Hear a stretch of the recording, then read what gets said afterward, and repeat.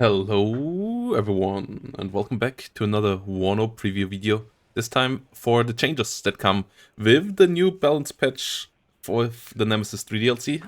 And there are quite a couple and there's a lot of good ones, but today I want to do the video a bit different than usual and not just go through them bit by bit, but start with the two most controversial divisions currently in the game and the changes to them, and ask you the questions if you think the changes are enough, and if not, let me know down below what you think Eugen should change in a constructive manner, and let Eugen also know in the feedback channel in a constructive manner without insults or anything if you think more needs to be done. And let's start with 56, the division that is played the most in ranked right now, that is pretty omnipresent, and that is for one main reason, and that is, or two main reasons. They have a lot of BMP2s, and they have a really strong cluster artillery here, and they have a lot of other good things as well next to it, but these two things really keeping them up there with the other things adding on top, and the combination making it the easiest to play division and the most OP in the game right now, likely as well. And the change they did to the M240 cluster mortar is that they buffed nerfed the aim time, adding 10 seconds to 34 seconds on base veterancy, though as you get free veterancy on it, it goes down to 28.9 seconds from the base aim time of 24 down. That went down to 22 or so before. So that's the change here to the cluster mortar. And then the other change is to the Dejant RPG 16, which lost the BMP2 and got a BTR 70 transport instead in the current build that we have in the strike team build. And the cluster mortar also got one other change that we're gonna have a look on in a second, where it has a different pattern that it shoots at now. As it now changes in a much higher arc, similar to other mortars. As you can see, the arc goes up high, and then they fly in a slow way towards the target. Still pretty hard to see where exactly they will go, but you at least see that something is flying and can start moving your stuff. Like, that's for sure positive, but the damage on the ground is unchanged and still pretty high. So you still shred through everything that you want to get killed down there. Like, that part is unchanged here. So what do you guys think about that? Is this enough for 56 or not? Let me know down below, because that's the only two nerfs that the division got. And yeah, they have some impact, but I'm not certain it's enough. And yeah, let's see you guys what you think about this. And now we come to 5th Blinde, which is the other OP division, or at least really overrepresented division at the moment in the game. And for them, if you have a look at it, my deck is basically unchanged here, as the only change they got was that they lost the reserve LRAC as an option in the current build. And outside of that, they are still the same, which leaves the question, do you think this division is OP or not? Because if you think it's OP, then I guess something else should be changed.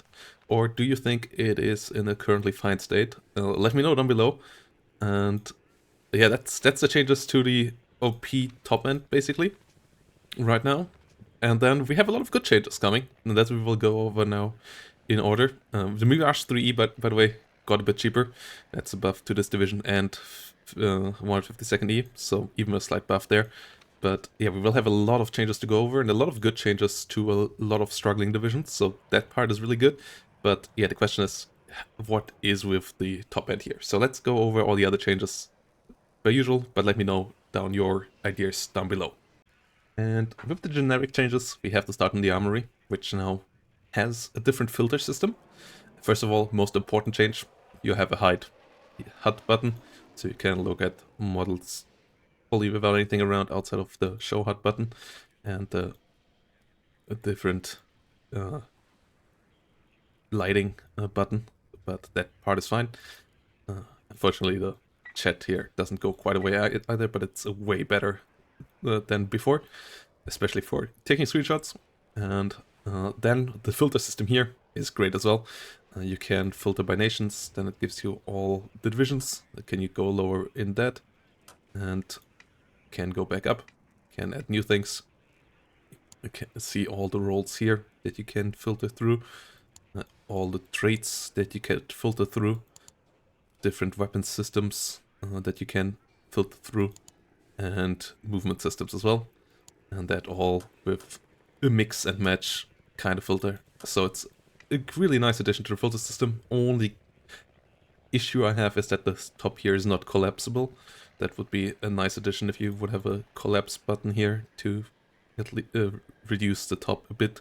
It takes quite a lot of space, but with the hide HUD button at least, you can still look at the models without problems. And getting more filter and better filters for sure is a nice addition. Then other generic changes have happened to AA units, as the AA teams on the ground, they got nerfed to 4 hit points, all of them, including Eyehawks and so on. So the Radar AA as well, and the Gun AA, which was the most main target of this too, as they have been a bit overperforming lately as just infantry replacement and pushing forward. So that's a slight nerf there, so that they're a bit less efficient in that role, but still maybe surviving an artillery hit or two. And then another generic artillery AA changes that the aim time of all big AA went down to 2 seconds. So 40mm and above before had 2.5 seconds aim time. They are now at the same 2-second aim time as well. So the S60, for example, here be better at that as well. So those are the generic changes. Let's go to the standard procedure and start with the American changes next, where we start with the tank tab and some changes to the M1 and the M1 National Guards, which both went down 10 points in price. So that is a nice change here. And some other tanks of theirs that were a bit underperforming lately got lower as well, which are the M60 A3s and the TTS. It's both the M60 TTS here going down 5 points, and this one going down 5 points as well. So 130 and 120 points in the National Guard variants now. So nice buffs to 35th, nice buff to 8th and 9th as well. So nice little changes here to get these tanks a bit better.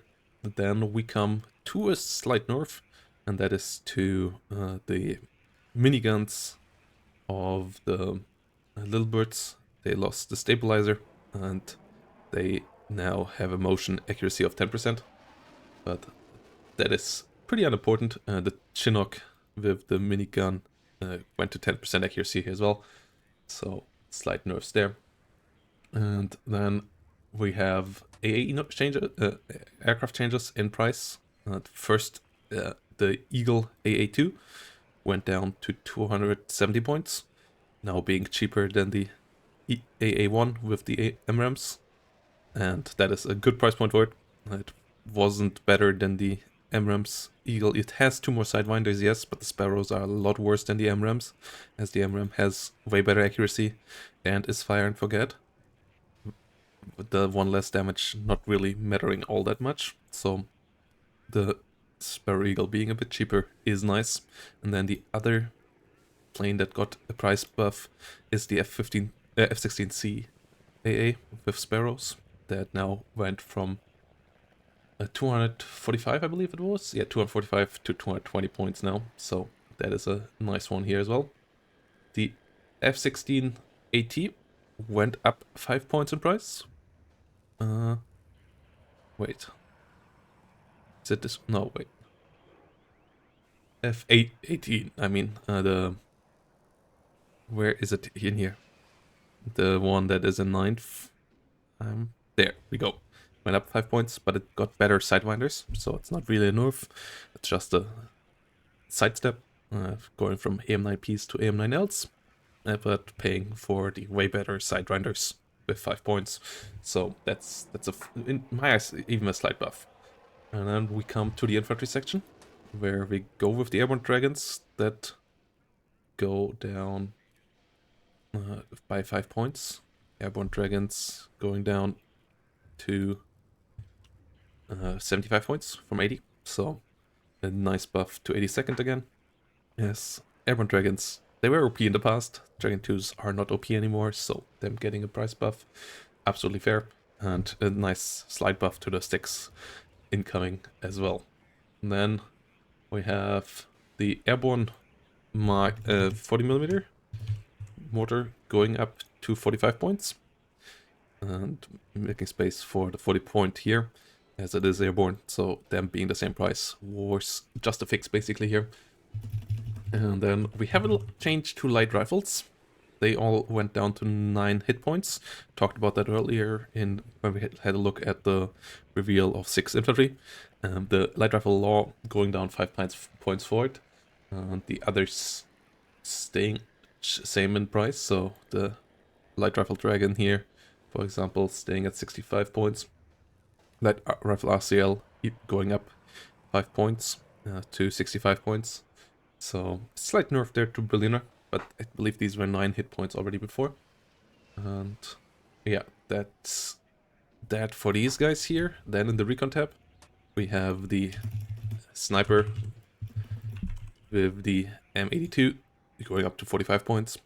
Deserved, as that unit is just really, really strong in 9th, and being 10 points more expensive than a normal sniper for having the anti-material sniper that has more range and can deal with vehicles is a really fair price still. And then we have a couple of suppression changes to a couple of units, but that's not so important in general. One more change is that the Humvee CP,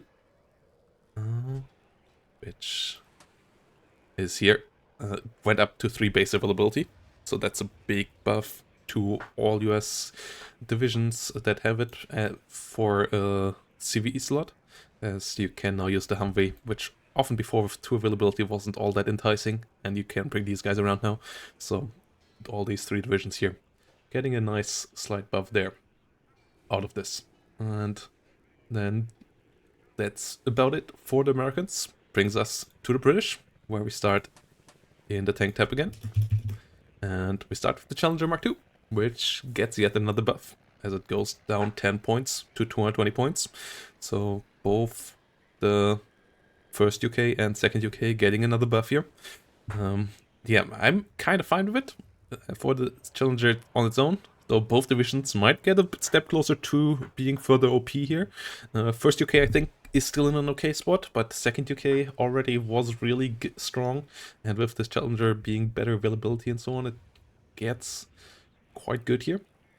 And yeah, then we have a change to the availability of the recon Chancellor links. That goes down by 1 from 4 to 3.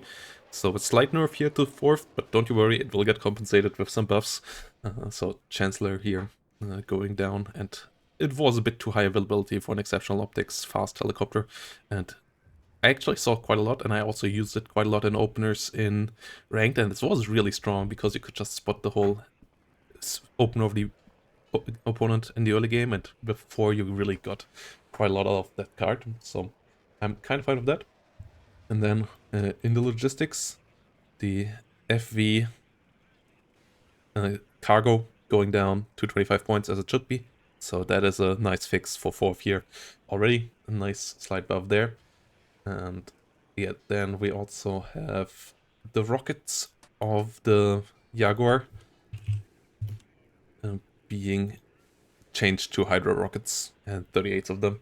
So that is now the rocket that is uses here with 38s, and that is a slight buff as well with 38 of them going a bit better. So nice buff to 1st and 9th. And then when we have a look at 4th itself, if we have a look at my current deck, you can see I now have 48 and 50 points available because they added one cost infantry slot, changed one 3 cost slot into a 1 cost slot, and they changed one 3 cost tank slot into a 2-cost slot, so I could now, for example, put one more tank in here than I could be before, and I could also maybe put that elsewhere, so a nice slot availability change here to the pie chart division with getting a good bit more 1-cost slot here and one more 2-cost slot here, so yeah, the stack here now has a bit more flexibility in building it, and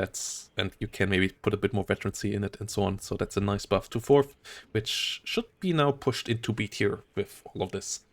Maybe we will even see higher capability spam decks coming up with them. So that's it for the British. Brings us to the West Germans, where we start with a somewhat maybe controversial buff as well. So I think it's with the Challenger and M1 buffs and so on, this makes sense as well. Leo to A3, going to 230 points. It's a lot worse than its higher pen, better frontal armor brethren, because it gets one-shotted by AT planes and so on. So Leo to A3 wasn't as strong, but it is in 2 really strong divisions.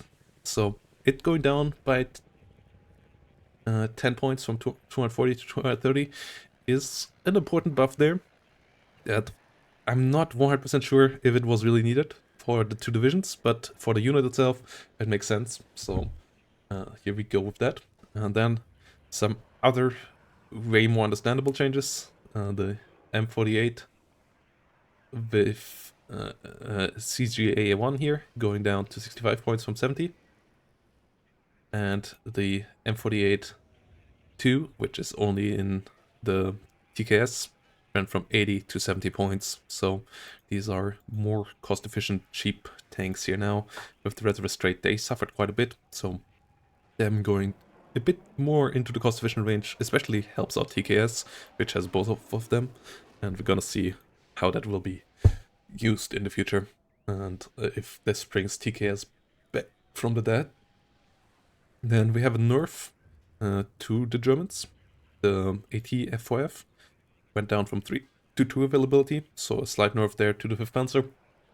I think that's fair. It is a really good AT plane, and 5th Panzer doesn't really need a strong air tab, so it getting nerfed a bit here is fine. And that's about it for the Germans here. So let's move on to the French, where we have a division in need that got buffed a lot with the 152nd E, and we start in the vehicle tab with that, as we will see the AML 90 CP going down a price from 90 to 80, AML 90 going down from 70 to 60 points, and the AMX 1390, I think that's not quite here. AMX 1390. Yeah, going down to 50 points here. So Berliner and the 152nd here profiting as well. So really nice buffs here for the French already. And then we got the BBR going down 10 points as well to 80 points. The ARC Sagai, the CV one going down to 130. The normal one, that's now for 11th para, going down to 100. So all the French light vehicles here that were all a bit overpriced going down in price. The Recon going down to 105 points from 115. So all of them here now in a bit better price point, and that should help out these French divisions quite a bit. And then we have some changes to their planes as well. If we have a look first at the Magister AT, this thing now doesn't have any aim time, which it had before, so it can fire its missiles now quickly, so it might be somewhat worthwhile bringing now, but in general it's not great. And then we have Alpha Jet HE going down to 80 points from 90, the Napalm doing the same thing, so these might be now a bit more cost efficient as a bomber. The Magister Recon going up to 3 availability from 2, so that is maybe worth considering now as well. And then we have also going down, and the base AT1 also going down to 90 points from 100 and increasing to 5 availability. So this is now maybe a worthwhile spam plane if you really want it. The Crusader AA going down to 3 base availability as well. So you, especially the long range one being really interesting there. As with 3 base availability and the long range fire and forget missiles, you can do something there now with 152nd. And then we have the LGB bomber going down from 300 to 285 points, as it wasn't the best LGB bomber here. It's only 1 availability, so yeah, it was really strong when you had 2 per card, and got nerfed back in the past. So now getting 11V a bit back up here is fine. And then, as I talked about earlier, the Mirage 3 going down from 150 to 130. Ever since it went to 8 hit points, that kind of was needed, as it is not really a strong plane anymore. It was in the past when it had super high availability and could be spammed with 10 hit points and so on, but it got nerfed quite a bit in stats since then. So the 130 points here are fine for the unit itself as well. And then we have a couple of more interesting buffs here with the AMLs, as they now got a smoke round, and that is pretty interesting. The AML here now can use a smoke with its main weapon and set up a smoke field in front of them. So that is quite nice. And the AML Gendarmerie got the military police straight at it. Doesn't get the smoke round, but it gets military police, which can be interesting for the divisions as well. So that's a bit of a differentiator there as well. This one also having the 50 cal. And yeah, the smoke rounds really can set up some nice pushes for the heavy infantry divisions that it is in as well. And yeah, the range there is quite solid as well for setting that up. And then the AML-90 went down 10 points as well, so yet another buff to these 2 divisions. So that is all quite nice as well. And then when we come to the A, the Croatel went down 10 more points to 125 points. So yeah, 152nd here really is back in business. It also got 1 different infantry unit now. It's Milan 2 got replaced by Masarines, which it pays 5 points extra, so that's not great. That's actually kind of a small nerf here for the Resolute trade, as it doesn't really get any benefits from it. But it gets a second card of Mazarines now. That's an interesting buff, as these guys are pretty strong infantry. So a second card of these in that deck, if you build around it, can be a nice addition as well, though it has a lot of other infantry options as well, so might not impact all decks, but if you like these guys, and they are pretty nice, that's a nice addition here as well. And that brings us to the next nation, which is the Dutch. Though here we don't have many changes. The only change that is worth mentioning is that their Bofors got buffed from 45 to 35 points.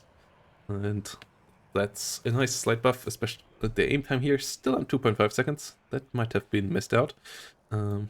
But yeah, the 35 points from 45 points buff is nice, even with the hit point change. I think that's in general a buff for this unit.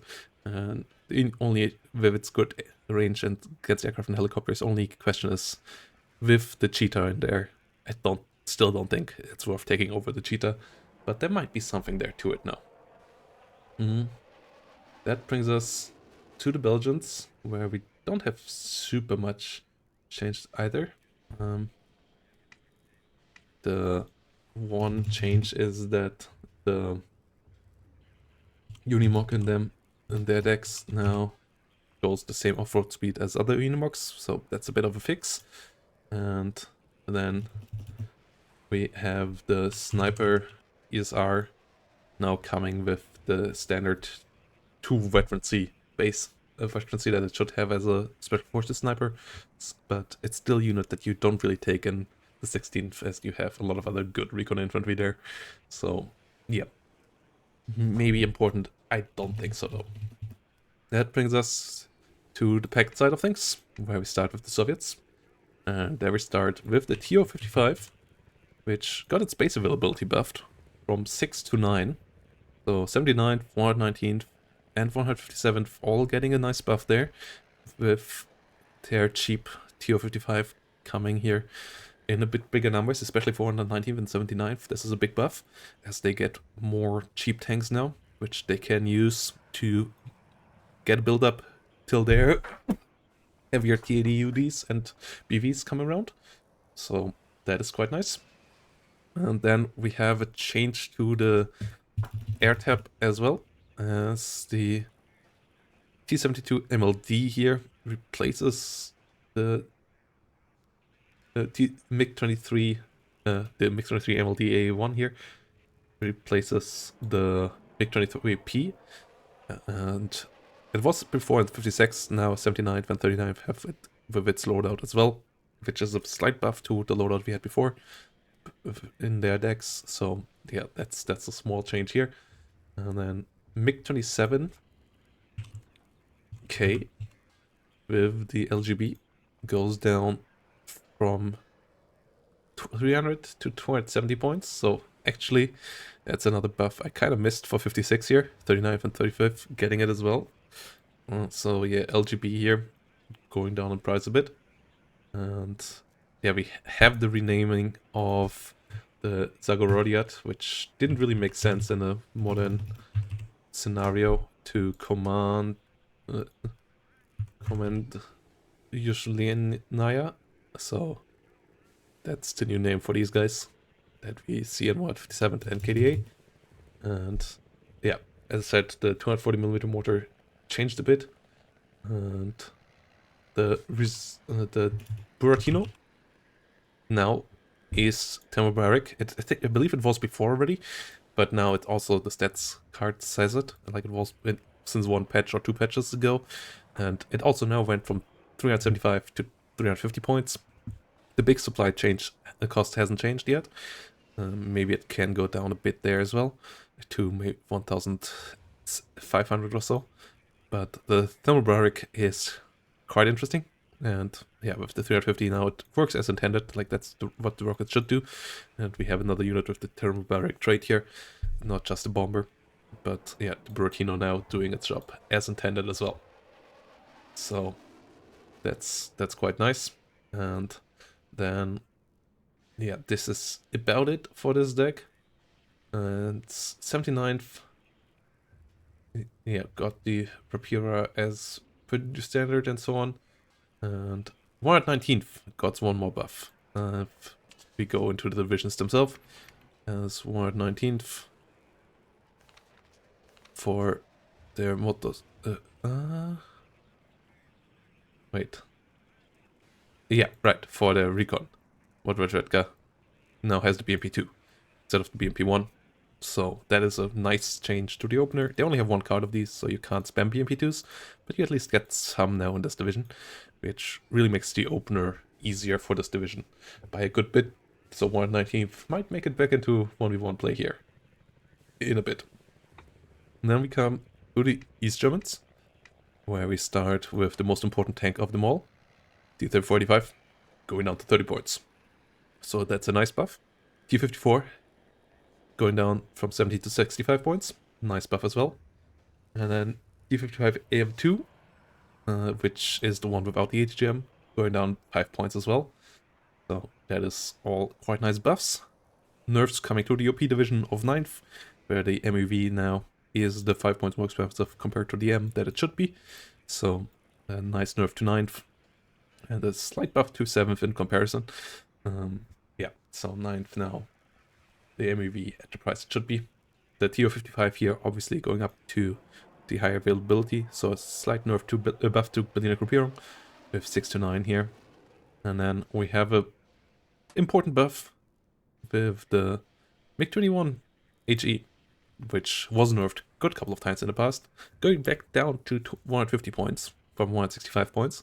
So this thing here once more becomes a bit more spammable again, and that was kind of needed for the 4 divisions that it hadn't. 165 points, it was really a bit over it. I think 150 is about right. Like we had it at 110 Then at 130, then at 165 points. 150 seems to be the nice speed spot in the middle, where it should be. And then the Malyutkas and Conquerors SPWs here now go the same speed as in the other packed nations that was forgotten last time. So they go 85 kilometers off road now, a small fix that was necessary. And then in the AA tab, we have a slight buff to this thing that got more range against aircraft from 2300 to 2475, and it also went down to 30 points in price. So the S60 might be worthwhile bringing now, with its slightly better range against aircraft and helicopters than the ZSU, but a somewhat lower damage potential with its low accuracy and rate of fire. But yeah, the S60 here for Rügener might be worthwhile now. And a more important buff in the AA department is to the OSA, which went back up to 5 base availability. That helps this division, and it helps all other OSA divisions as well. Yeah, that's something that I forgot with the Soviets. Polish as well, OSA getting buffed. And then the Shilka going up in base range from 2560 to 2825 against aircraft, and 2475 to 2650 against helicopters. That's for the P-users as well. So yeah, the P-user and the Shilka now good bit better. The Afghansi unchanged there, as it doesn't have the radar. But yeah, if we have a look at the P-user, it now has the same as well. The Polish one will have the same changes there too. So, and then the 57mm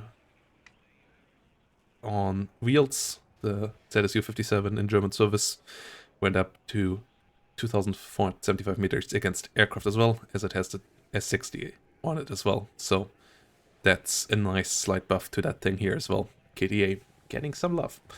And for the Polish, it's mostly the same changes that we just talked about. Their Shilka here going up in range, their S60 getting up in range, and their T55 Merida going down similar in price to what we saw with the German AM2.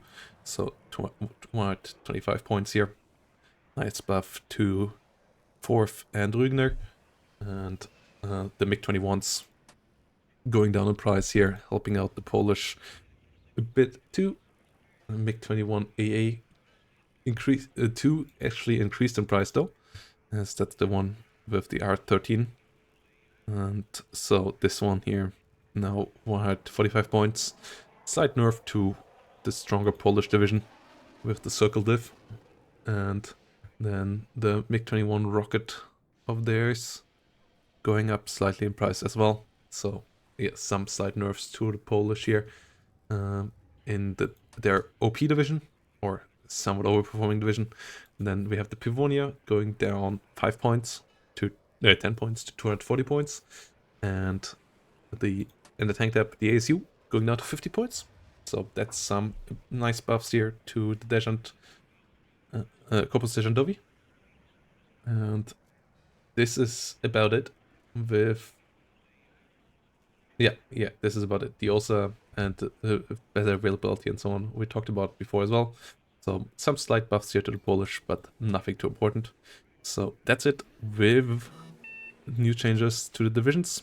And then we have one more new thing in the game. And that last thing to talk about is the new map of Cliff.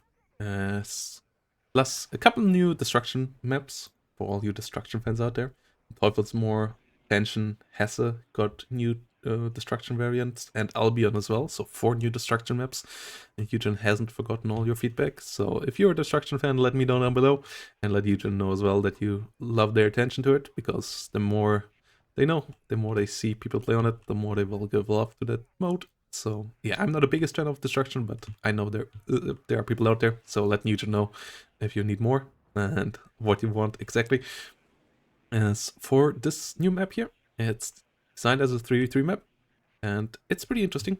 It's a pretty good playing map. You have here on the side of town, you have some open space in the middle, and a bit more mixed territory up here, with some more buildings around, and yeah, some smaller zones, 12-point map, which I think it's fine. Maybe a bit more for 3v3 map, but in general, it's still fine from the tick speed here. And you have nice high rises on it. You have a small airport with some destroyed tornado on it, and you have the seashore here on the side as well. So a nice little map. And yep, that's about it with this patch. And yeah, once more, thanks for watching, guys. And let me know down below what you think about all the good changes and what you think about maybe the lack of some others. And see you in the next one. Bye bye, and have a great day.